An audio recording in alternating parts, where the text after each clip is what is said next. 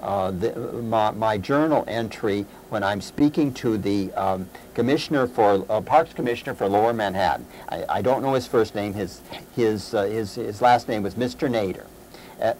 As Betsy, who was the chairman of our Friends of Tompkins Square Park, brought up the schedule of the overworked park gardener, I got into a conversation with Mr. Nader about the park closing. He insists that closing at midnight will cut down on refuse in the park. The signs painted at the entrances were suggested by Captain McNamara of the 9th Precinct, Mr. Nader contended. Now, the significance of that is when we shortly get into the events leading up to and following the riot, who was responsible for doing this was something which no one to this date has taken any accountability for, either publicly or in conversation.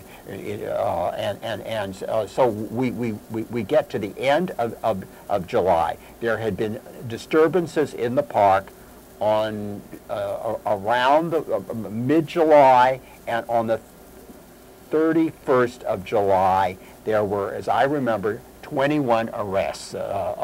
Some of Paul's friends. I was there, but I wasn't arrested. Nobody came near me. Following that, there was a so-called secret meeting at Manhattan South, which was on August 2nd, and our council member Miriam Friedlander left on her vacation the previous day, and so she would never have allowed this to happen, but she was out in California. And at this meeting, they decided that they would, there was a lot of brass there. There were the Parks Department officials, and there were people from certain factions of the community board, of which I was certainly not a member. And anyway, they decided to do this. They started on Friday the 5th. There was a massive police presence in the park, and the homeless were driven into one corner of the park, the people who were living in the park. And after the riot, my friend Betsy Newman told me that she had been in the park on the Thursday before the Saturday, and she saw the park's workers cleaning up the park. And she said, "What are you cleaning up the park for?" And the park's the park staffer said, "We're cleaning up for the riot." And in other words, this was 3 days before. Yes, this was not a spontaneous event. That was a reaction to kids throwing bottles. The kids throwing bottles happened, but it happened when the police had prepared for this semi-military engagement. Right, and they showed up, and they made, despite the fact they were prepared, according to the report, they made a lot of major errors, and some of their political supporters, like Mr. LaLumia, who was quoted in the New York Times, put the blame for the fact that they lost, in the sense of the curfew was not at that time. They couldn't at that time. The riot occurred, and it was a defeat. I mean, the mayor, after the first day of trying to take the police side, had to come around, claim it was a police riot himself, and ordered almost every park in the city open 24 hours a day, which was an amazing event. So in a sense, the rioters, the people, the community, or the rioters being the police, the community being the victims of the riot, won in that, at that instance. Well, I felt, because I've always worked more or less within organizations, and the community boards are set up with the idea of trying to prevent conflict in the neighborhood. And the community board in June was honestly responding to a situation as they knew it. However, their position was countermanded by people who wanted to exploit a volatile situation, the one which I had described earlier. They wanted to obtain political advantage while Council Member Friedlander was on her vacation.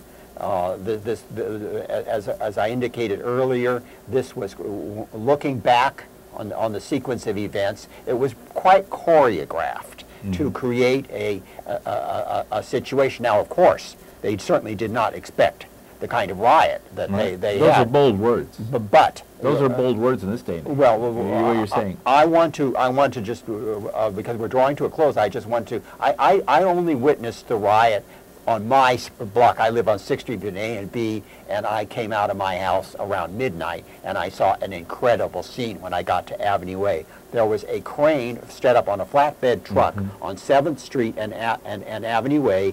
On the this crane was 65 feet high at least, and it made night into day. It illuminated the whole scene. Marching down Avenue A was a phalanx of police in riot gear with plexiglass shields, and that is... You can see what the footage behind us is playing right now gives you some idea. It was filmed at the time, and you can see from the footage that's being filmed behind us what it was like. I mean, it looked like something out of a war. Why do you think the police were so angry? Well, I mean, they came in looking for trouble. Well, one of the things, the police got beer sprayed on his uniform 2 weeks before, and so part of this was a revenge for that. But there had been a concerted effort in the mid-'80s to create what's called the policeable park. And this is how I got involved with this in 1985 with the Friends of Tompkins Square Park. And this plan would have removed all the shrubbery from the park. A policeman standing on Avenue B could look across the park unobstructed to Avenue A. And under the leadership of the Friends of Tompkins Square Park and Council Member Friedlander, this plan was defeated because the Parks Department withdrew it. There was never any vote on it, but this was a plan that was favored by the 9th Precinct and their allies on the community board. And these people are poor losers. Philip Vanaver, thank you. We have a couple of minutes. If folks want to call, our number is 212-757-1538. 212-757-1538. We have a minute to take your call. Any comment or question you might have for Philip Vanaver, who was on the community board and was privy to a lot of the political machinations that went on prior to this riot that we're watching right now. I'm going to play it again for folks to see behind us on the screen and get some idea. Let's get it going here. And again, our number is 212-757-1538. And Philip, in the last minute or two, has anything changed? I mean, do you think what happened in 1988 could happen again 20 years later, what we're watching behind us right now? Well, I think that we are entering into a period of great tension in the city. And there have been actions in the city, and you know, I don't usually use the word gentrification. I've never liked it very much, but the political community on the Lower East Side is trying to put through a rezoning, which is really the ultimate in gentrification in the East Village area. And it's very possible that as people really find out what's going on, that there will be similar kinds of actions. I'm not in favor of any kind of violence, but I think that people have a right to express themselves. What about this talk about the yuppies? What do you think of are there yuppies moving into the Lower East Side community? Are they forcing out people? Is that really? Well, in 1988, when I had a discussion with someone sitting beside me in the park, was reading the New York Times, we were discussing, he said, there's room for everybody in this neighborhood. And that's more or less my position. All right, Philip Vanaver, thank you very much. Anything you'd like to add before we go? Well, I always like to have an opportunity to talk about these things. My friend Joey said that's history in a disparaging tone, but I mean, history has many lessons for us in New York City. It sure does. Philip Vanaver, I'll see you next week on Paul Durienzo. Joe Musi will be back hopefully next week, and we'll see you soon.